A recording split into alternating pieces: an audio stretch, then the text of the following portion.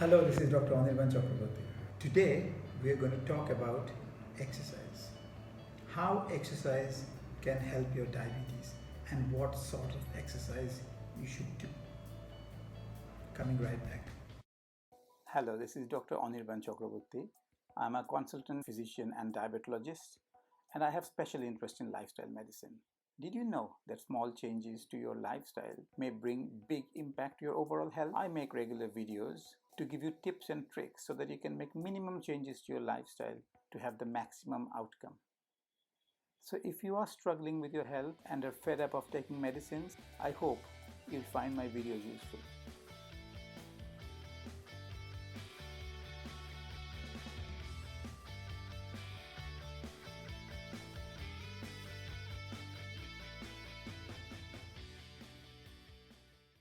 Hello. Today I thought I'll talk to you about exercise.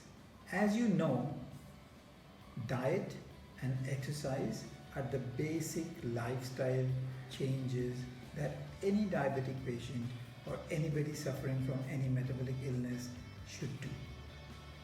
But when we talk about exercise, we may not have the whole idea about what are the good exercises for you. Obviously, the exercise has to be individualized based on your age and your ability to do exercise and your other ailments and other comorbidities. But in general, today we'll talk about why exercise is good for you and what kind of exercise you can do. So when we exercise, our muscles take up a lot of glucose and that lowers your glucose in the blood. And that is how exercise is useful. And if you do not exercise, then obviously those extra calories, they get stored as fat in the liver, resulting in fatty liver and insulin resistance. So minimum amount of exercise is a necessity for anybody. So in general, when we talk about exercise, we talk about aerobic and anaerobic exercise. So aerobic exercise is when you are needing a lot of oxygen, like running, cycling, playing any sports and things like that. And anaerobic exercise is when you do not need too much oxygen. It's like isometric stretching and resistance training and so forth. So a mixture of aerobic and anaerobic exercise is obviously good for everybody. So there are two different types of exercise. We can call moderate intensity exercise or a high intensity exercise. When you do moderate intensity exercise, then at the end of the exercise, you will be so out of breath that you can talk in full sentences, but you cannot sing a song. So that is moderate intensity exercise. And that kind of exercise can happen if you do really brisk walking, brisk cycling, etc. And it is recommended that you do at least 150 minutes of those kind of exercise in a week. But I would suggest that you do at least a minimum of 30 minutes of brisk walking 7 times a week. And if you do not have any other ailment, then in 30 minutes you should be able to walk 3 kilometers. So try to incorporate that into your daily routine.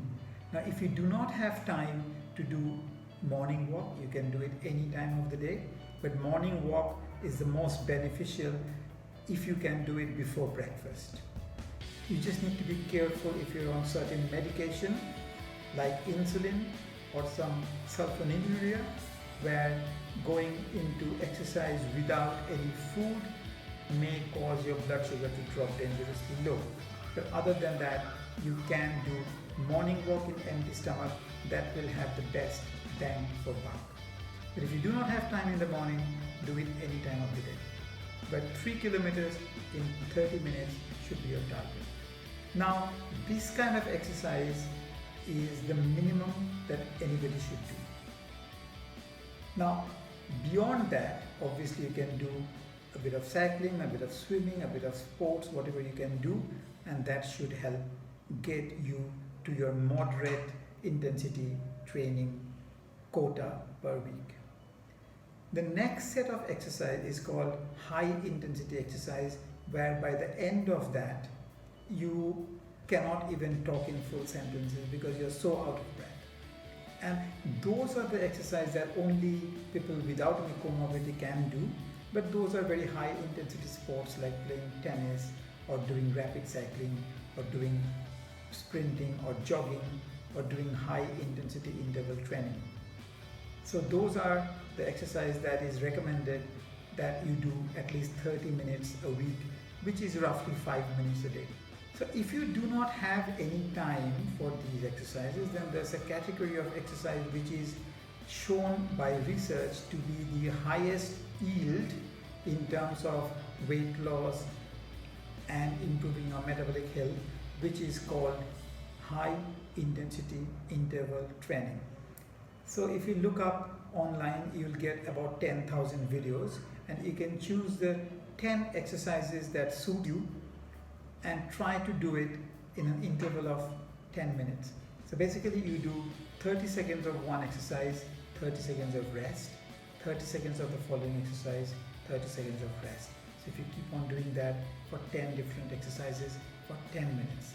So if you are careful about your health, there is absolutely no reason why you couldn't get 10 minutes of your life for your health every morning. You can do it twice a day, every morning and before your dinner. That will definitely get you tick the quota of your high intensity exercise, and this is the best exercise for you if you can do it, and it will not take you too long to get it done. Only 10 minutes for each set. So 20 minutes in a day if you do it twice a day. If you are an elderly person and you cannot walk for too long, or if you cannot do any exercise, try and do some walking after your main meals. So if you do a 5-minute, 10-minute, 15-minute walk inside the house after you have your meals, the breakfast, lunch, evening snacks and dinner, that will again definitely help you get your blood sugar low. Especially it will help you keep your blood sugar low after your meals. So again, there is not much excuse for not doing a 10-minute walk after a meal if you want to look after your health. There's one other thing I wanted to discuss, which is resistance training and keeping your muscles active and strengthening your muscles to avoid frailty at the later age. So after the age of 40, we all lose muscle. To keep our muscle mass intact, we have to do some sort of resistance training. So you can have a resistance training band at home and do exercise with resistance band, or you can do it with weights, or you can do it with your own body weight. Like you can do push-ups, and you can do squats, and you can do a bit of plank, and those are the things that will strengthen your muscles, keep you from getting frail too early. And there is again no excuse for not doing 10 push-ups, 10 squats and a 1-minute plank every day to keep your muscles strong and active. If you are an elderly person, you can do a bit of yoga that will also get your muscles active and keep your muscle tone high and stop you from becoming frail. So in a nutshell, these are the different types of exercise that we can do and we should do, and there are different types of exercise which you can discuss with the doctor, and I'm sure the doctor can give you an individualized regime that will help you. So overall, you need a bit of aerobic exercise or cardio exercise, you need a bit of high intensity exercise like high intensity interval training, and a bit of resistance exercise with either your own body weight, some resistance band or some weights, and that will keep your muscle in ideal shape and your metabolic health in ideal shape and stop you from becoming frail early. I hope this video has been useful for you. Take care.